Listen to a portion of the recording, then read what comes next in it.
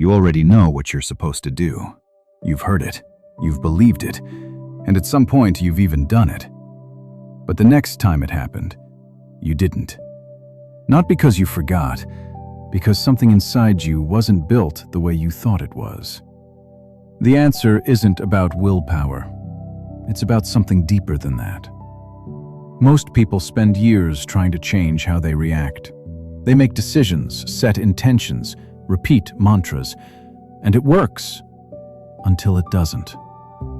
What if the problem was never your discipline? What if you've been trying to fix the wrong thing entirely? There's a gap between knowing what to do and being wired to do it. And once you understand what lives in that gap, everything changes. You already know what you're supposed to do. You've heard it, you've believed it, and at some point you've even done it. But the next time it happened, you didn't. Not because you forgot, because something inside you wasn't built the way you thought it was. The answer isn't about willpower. It's about something deeper than that. Most people spend years trying to change how they react. They make decisions, set intentions, repeat mantras, and it works until it doesn't. What if the problem was never your discipline? What if you've been trying to fix the wrong thing entirely? There's a gap between knowing what to do and being wired to do it. And once you understand what lives in that gap, everything changes. What if the urge to react wasn't a flaw at all? Not a weakness, not a failure of character, but something that was designed, specifically, deliberately, to work exactly the way it does. For tens of thousands of years, the people who survived weren't the ones who paused to reflect. They were the ones who moved first. The ones whose bodies responded before their minds had time to deliberate. In a world where threats were physical and immediate, that speed wasn't a problem. It was the whole point. The person who stopped to weigh their options in the presence of danger usually didn't get a second chance to reconsider. So that's what got passed down. Not calm, not patience. Speed, urgency. The automatic pull toward action the moment something feels wrong. You didn't inherit a broken system. You inherited a very successful one, built for a world that no longer exists. Here's where it gets specific. Your nervous system doesn't distinguish between a physical threat and a social one. To the part of your brain responsible for survival, a dismissive comment from your manager in a Monday morning meeting activates the same emergency response as an actual threat to your safety. Same signal, same urgency, same automatic preparation to fight, flee, or defend. Robert Wright, who spent years studying evolutionary psychology and human behavior, described this as running outdated software on modern hardware. The software isn't corrupted. It's doing exactly what it was built to do. The problem is that it was built for a completely different environment, one where the dangers were immediate, visible, and physical, not relational, not verbal, not delivered over email or across a conference table. The mismatch isn't in you. It's between the situation you're in and the situation your wiring was designed for. That's not a small distinction. It changes everything about what the problem actually is. So what does this mean for the moment it happens? When you feel that pull, that urgency, that need to respond right now? It means the experience of wanting to react isn't evidence that you're out of control. It's evidence that your system is doing its job. The feeling is real. The signal is genuine. But the signal was calibrated for a threat that isn't actually there, not in the way it's telling you it is. The shift isn't from feeling to not feeling. It's from "I failed again" to "my wiring fired on time" in the wrong context. That reframe doesn't let you off the hook. It does something more useful. It tells you where to actually direct your attention, Not toward forcing yourself to feel less, not toward building more willpower, but toward understanding how the system works so you can work with it instead of against it. Imagine you keep tripping over the same step every morning. You could blame yourself for not paying attention, or you could fix the step. Both involve responsibility. Only one of them has a real chance of working. You are not broken. You are running old code in a new world. Which raises a question worth sitting with. If the reaction is the software, the thing running automatically in the background, then what's the hardware? What's the part of this that can actually be updated? And more importantly, can it be? That's exactly where this goes next. So, you've decided to stop reacting. You've said it to yourself, maybe more than once. You meant it every time. And for a while, a day, maybe a week, something held. Then a specific moment arrived, a tone of voice, a look across the room, a message that landed wrong, and the decision you made dissolved before you even remembered making it. This isn't a willpower problem, it's a timing problem. And the timing is the part nobody talks about. Here's what's actually happening in those first moments. When something feels threatening, and that includes a harsh word, a dismissive tone, a public criticism, a small region deep in your brain called the amygdala fires. It fires fast. We're talking roughly 200 milliseconds. That's a fifth of a second, less than the time it takes to blink. Your rational thinking, the part of you that weighs consequences, considers context, chooses words carefully, lives in a different region, the prefrontal cortex. And that part takes somewhere between 500 and 800 milliseconds to come fully online. Do the math. There's a gap of 300 to 600 milliseconds where your amygdala is already running the show and your rational mind hasn't arrived yet.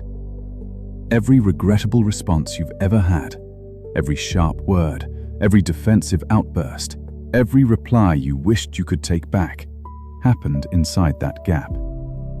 Neuroscientists call this an amygdala hijack.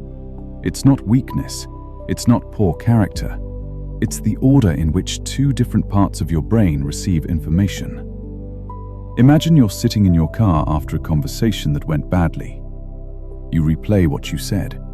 You can see exactly how you should have responded. It's obvious now. Calm, measured, clear. That version of you, the one with the good answer, was genuinely available, just not at the right moment. Because the moment had already passed before that part of your brain was even at the table. That's the part that makes the simple decision to stop reacting so unreliable on its own. You're asking your conscious mind to win a race it doesn't even enter until after the starting gun has fired.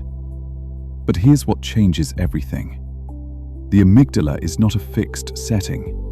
It responds to training.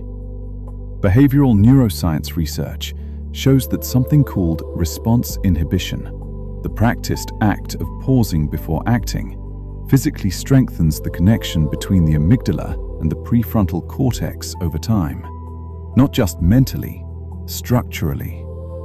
The more often you interrupt the automatic response, the faster that inhibitory signal travels. The gap doesn't disappear, but it becomes workable. Each time you pause, even if nothing on the outside changes, you're not just making a choice. You're building a connection that makes the next pause slightly more available. That's not a metaphor. That's how the wiring actually changes. This is a different kind of work than deciding to be calmer. Deciding changes your intention. Doing this changes the speed at which your brain can act on it. So the real question isn't whether you have enough discipline. It's whether you understand what you're actually training. You're not fighting your emotions.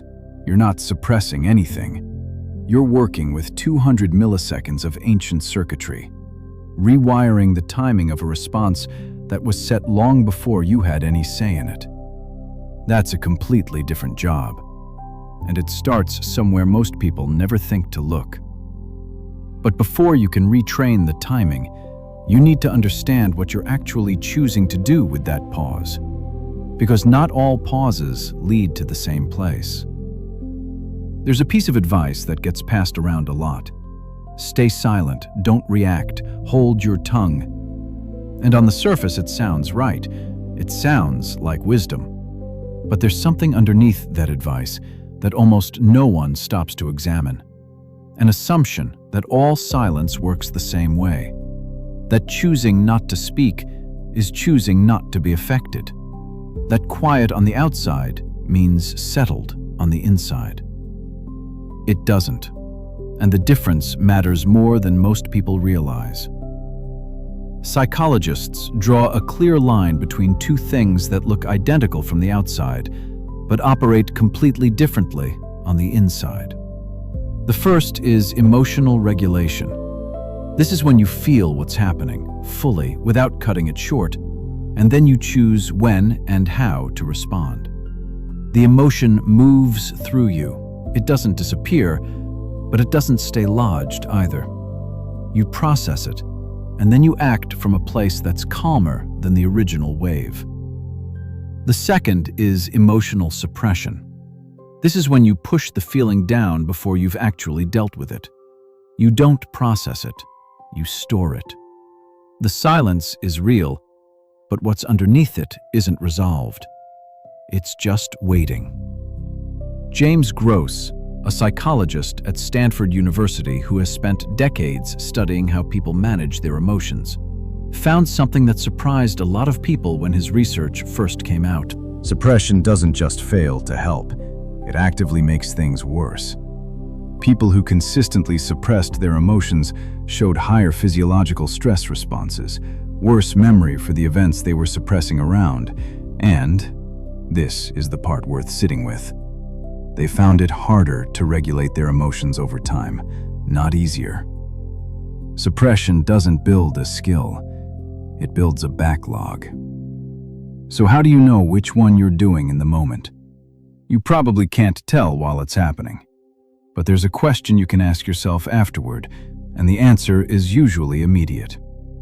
After you chose to stay silent, do you feel clearer or do you feel heavier?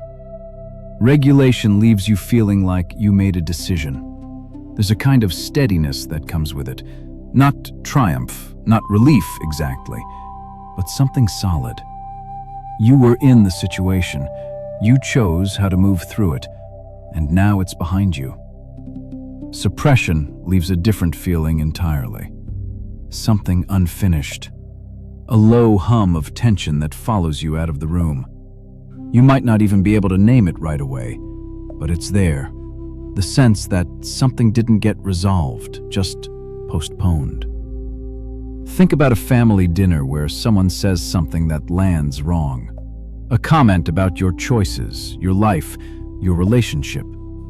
You don't say anything. The moment passes. But hours later, you're still replaying it. You're building arguments in your head. You're angrier now than you were at the table. That's not regulation. That's suppression with a delay. The silence was real, but what happened underneath it was the emotion looking for somewhere to go and finding nowhere. The person across from you might have thought everything was fine, but inside you, nothing was finished. This matters because the goal was never to go quiet. The goal was never to feel less. It wasn't to swallow the feeling, bury it, or pretend it didn't register. That version of silence doesn't protect you. It costs you, slowly, in ways that are hard to trace back to any single moment. The actual goal is simpler than people think. It's to stop letting the feeling be the one making the decision. Not silence versus speech, not calm versus emotion. Just who is doing the deciding. When you regulate, you feel everything, and then you choose. When you suppress, the emotion is still the one in charge. It's just running underground instead of out in the open. One of these builds something in you over time. The other quietly hollows you out. Once you understand which silence you're actually choosing, there's a specific reason why the right kind is so much more powerful than it looks. And that reason has almost nothing to do with you, and almost everything to do with how the situation itself is built. Most people experience conflict as an emotional event. Someone says something, you feel something, you respond, they respond. And somewhere in that back and forth, you're both trying to win an argument that neither of you can clearly define over something that will matter far less tomorrow than it does right now. But researchers who study human behavior, particularly economists and social scientists, have a different way of seeing this. They don't look at conflict as an emotional event. They look at it as a game. Not in the casual sense of the word, in the technical sense. A situation where what you get depends entirely on what the other person chooses, and what they get depends entirely on what you choose. That's not a metaphor. That's a description of almost every argument you've ever been in. In the 1950s, mathematician John Nash showed something that became one of the most cited ideas in behavioral economics. He identified what's now called a Nash equilibrium, the point in any interaction where neither side can improve their outcome by changing their move alone. Once both sides reach it, everyone is locked in. Here's where it gets personal. Most arguments reach their own equilibrium very fast. One person escalates, raises their voice, sharpens their words, pushes harder. The other person escalates back. Now both sides are locked. Neither can back down without feeling like they've lost. Neither can push harder without making things worse. They're both playing the only move available to them given what the other is doing. Imagine a conversation with a colleague who just challenged your judgment in front of the whole team.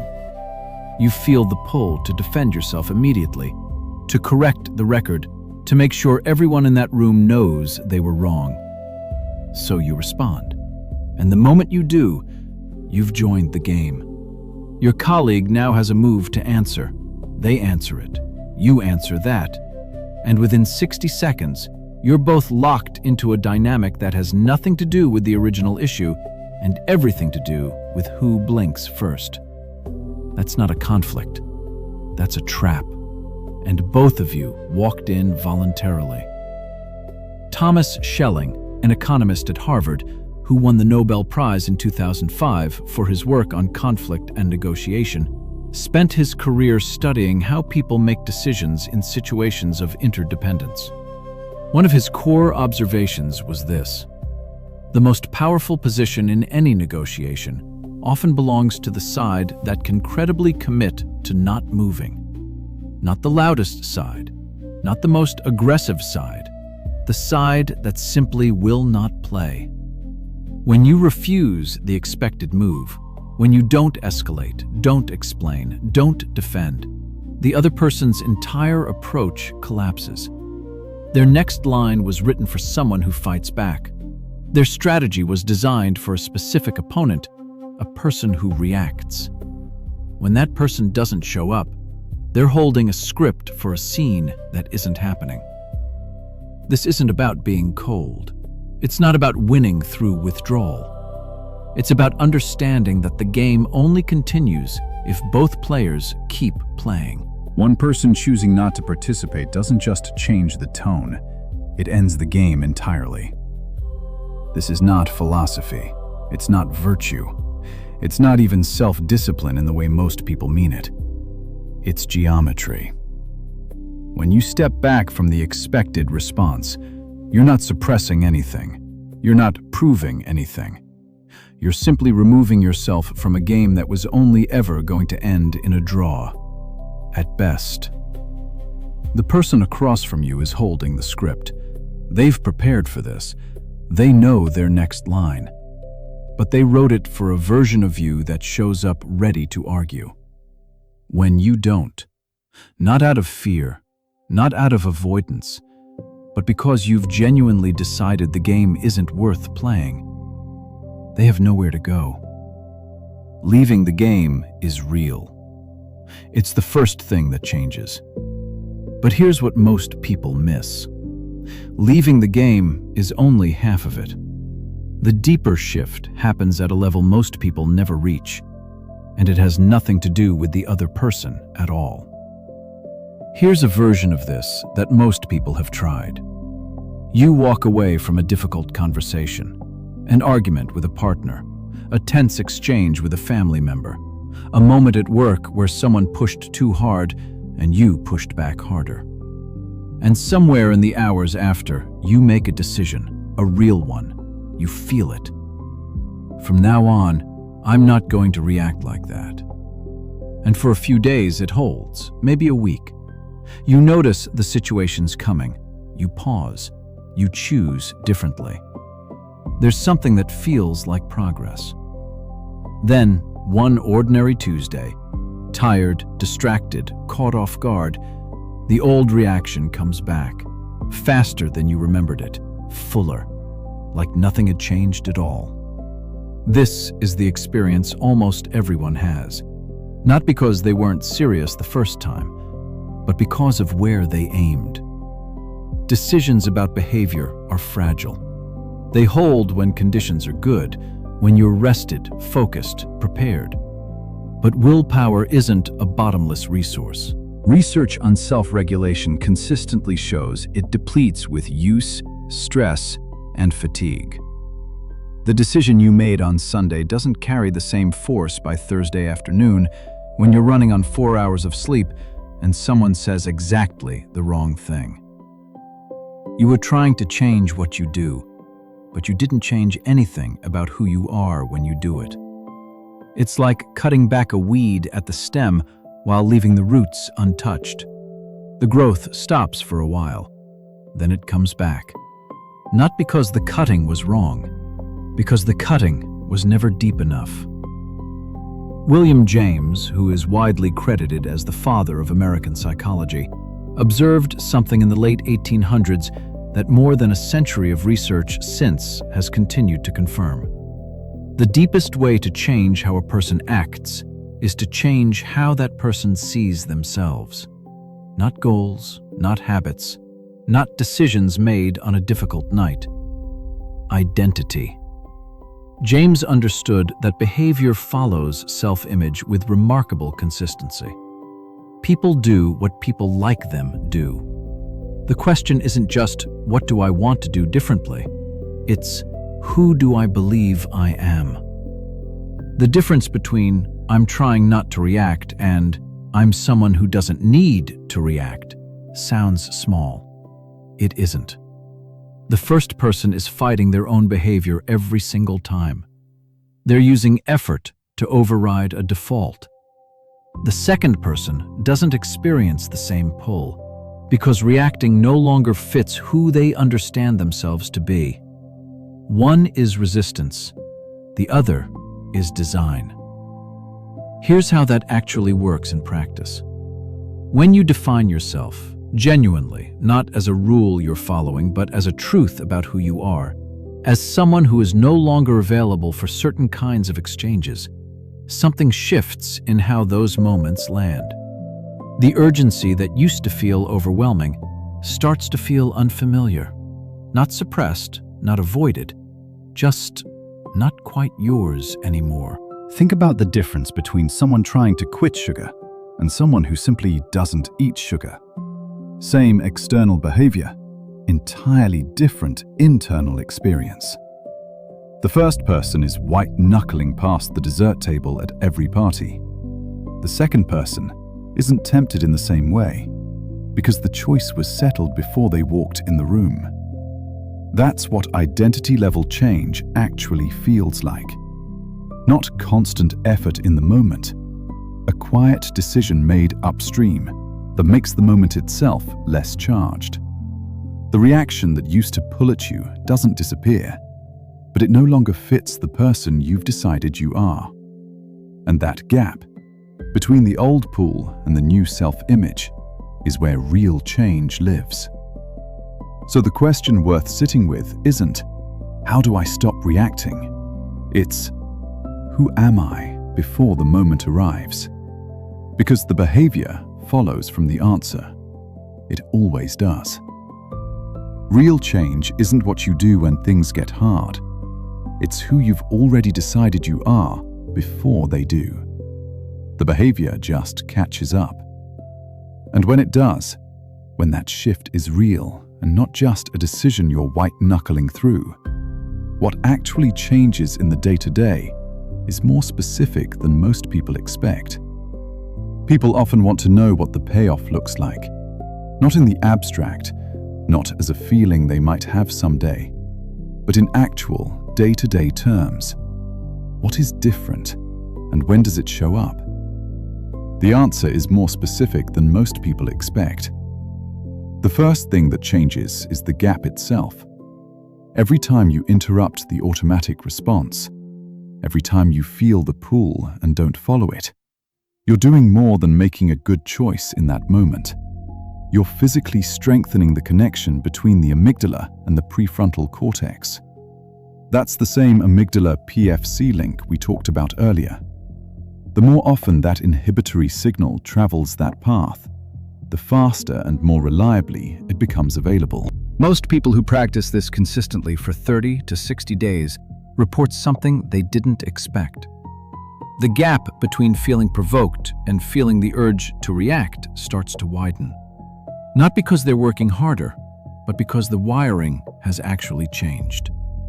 The pause that used to require effort starts to feel more natural. Not effortless, but less like fighting and more like choosing from a quieter place.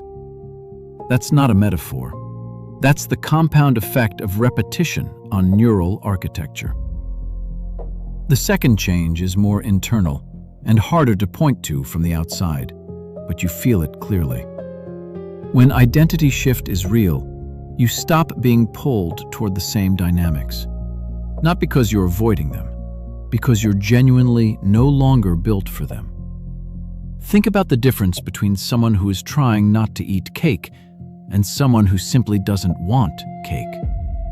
On the outside, both people walk past the dessert table, but their internal experience is completely different. The first person is exercising restraint every single time. In a high-stress environment, exhausted, distracted, overwhelmed, that restraint fails. The second person isn't tempted in the same way because the desire itself has changed. That's what identity-level change produces. You don't stop noticing the moments. You stop being recruited by them. The pull is there, but it no longer finds purchase the way it used to. The third change shows up in relationships, and this one is visible from the outside. When you consistently stop participating in a particular kind of exchange, the people around you have to adjust. Not because you've explained anything or set any rule, but because the dynamic they were used to no longer works. Imagine someone in your life who regularly pulls you into arguments, not major confrontations, just the low-level friction that escalates without either of you meaning it to. You know how it goes. One comment, then a sharper reply. Then suddenly you're both in something neither of you wanted. When you stop being the person who takes that second step, consistently, not just once, that person has to find a different way to interact with you. Their usual approach stops producing the response it was designed for. Some people recalibrate, some lose interest. Either way, the dynamic changes. Not because you demanded it, because you removed the element it depended on. This is game theory from a lived perspective. The interaction only continues if both sides keep playing. When one side genuinely opts out, the whole thing restructures. It's worth being honest about the timeline, though. None of this happens after a single good day. The rewiring takes repetition. The identity shift takes time and genuine belief, not just intention. The change in how others relate to you follows from consistency, not from a one-time decision. These are outcomes of a process, not a single moment of clarity. And that's actually where this approach has real edges. Places where it doesn't apply or where it can go wrong. Everything covered so far is real. The neuroscience holds. The identity shift is genuine. The way conflict restructures when one side stops participating, that's documented and observable. But none of it is universal. And pretending otherwise would make this less useful, not more. There are specific situations where this approach doesn't apply, where using it would make things worse, not better. Knowing those situations is part of actually using this well. The first limit shows up in situations where there's a serious imbalance of power, and where silence allows harmful behavior to continue without any consequence or feedback. Think about a workplace where someone in authority is consistently crossing a line, demeaning comments in front of others, decisions that affect your livelihood being made unfairly, repeatedly, without acknowledgement. Strategic silence in that context doesn't protect you. It signals that the behavior is acceptable. It removes the only feedback that might actually change anything. The idea that choosing not to react is always the stronger position assumes both sides have roughly equal standing, and that the interaction is, at some level, optional. When those conditions don't exist, when the situation requires a response because staying silent carries real-world costs, applying this approach without adjustment is not wisdom. It's avoidance dressed up as strategy. Context matters. This is a tool, not a rule. The second limit is internal and harder to see from the outside. There's a meaningful difference between not reacting because you've genuinely chosen to, and not reacting because you've gone somewhere unreachable inside yourself. The first is the kind of regulated calm we talked about earlier. You feel what's happening, you process it, and you choose your response. The second is emotional detachment, numbness, a flatness that looks like composure but isn't. Here's a question worth asking honestly. After a difficult interaction where you stayed silent, do you feel anything at all? Not just, am I calmer now, but do you feel the weight of what happened? Do you care? If the answer is genuinely no, that's not strength. That's a signal worth paying attention to. Emotional regulation keeps you present. Numbness removes you from your own life. They look identical from the outside. They feel completely different on the inside. The third limit is perhaps the most important one to name clearly. The game theory thinking from earlier, the idea that stepping out of an expected exchange changes the dynamic, only works when there actually is an adversarial exchange. When the interaction has the quality of conflict, of two sides pulling against each other. But not every interaction is a conflict. Some are something else entirely. Imagine someone close to you, a parent, a sibling, a close friend, who has just experienced a real loss. They're not pulling you into an argument. They're not escalating. They're simply hurting, and they need someone to be present with them, to listen without an agenda, to respond with something real. Applying strategic silence there doesn't produce clarity. It produces distance. And that distance is the last thing the moment needs. The person across from you isn't playing a game. They're asking for connection. Treating that as a situation to navigate carefully, rather than a moment to show up for, is a misread, and it costs something that's harder to recover than the outcome of any argument. So where does this actually work well? In situations with clear friction, where one side is pushing for a reaction, and the reaction itself would make things worse. In moments where your emotions are moving fast and your judgment needs time to catch up. In interactions where you've historically given away more than you intended and you're trying to change that. It doesn't replace honest conversation when honest conversation is what's actually needed. It doesn't replace action when action is what the situation calls for. And it doesn't replace being genuinely present with people who matter to you. Used in the right context, it's one of the most practical things you can develop. Used everywhere, it becomes a wall. So what does it actually look like when all of this comes together in practice? Everything covered in this video points toward the same place. The neuroscience, the way conflict works, the identity shift, none of it operates in isolation. Each one depends on the others. Remove any one of them, and the remaining two lose most of their power. That's not a problem. It's actually useful, because it means there are 3 specific things you can work on, and each one makes the others more effective. The first is rewiring, and it starts smaller than most people expect. You don't begin by trying to change your reaction. You begin by noticing the gap between the moment something happens and the moment you respond. That 200 millisecond window we talked about earlier. You can't stop it from opening, but you can learn to recognize it. The most effective entry point into this is something researchers call affect labeling. Putting a name on what you're feeling the moment you feel it.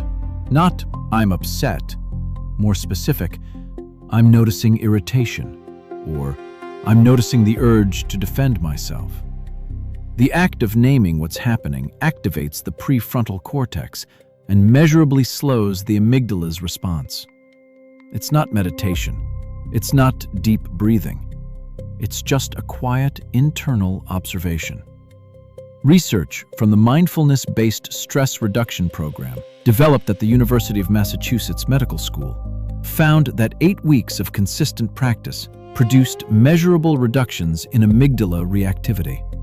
Not after years, after 8 weeks. The brain responds to repetition faster than most people believe. Start there. Name what you're feeling in the moment without judgment. That's the first practice. The second is recognition, knowing which kind of silence you're choosing after the fact. Give yourself 60 seconds, that's it. After a difficult moment where you stayed quiet, ask one question. Do I feel clearer or do I feel heavier? Clearer means regulation happened, something moved through you. You made a choice and it felt like yours. Heavier means something is still sitting there unprocessed. And suppression, as James Gross's research at Stanford showed, doesn't dissolve on its own. It stores. And stored emotion doesn't stay quiet forever.